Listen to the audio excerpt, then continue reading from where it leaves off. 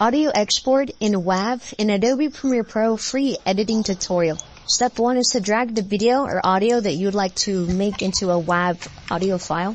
Add an in point and an out point and click Ctrl+N. So under Format, you want to locate where it says MP3.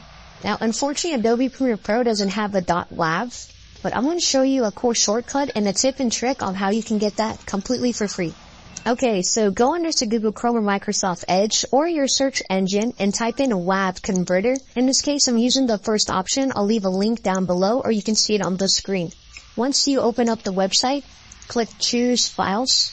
This will open up for you to choose a file under your desktop or PC or Mac. Wait for that to load and then click Convert. And then once it's complete, click Download. Thanks for watching. If you want to see more, check out that playlist and subscribe to the channel with all post notifications.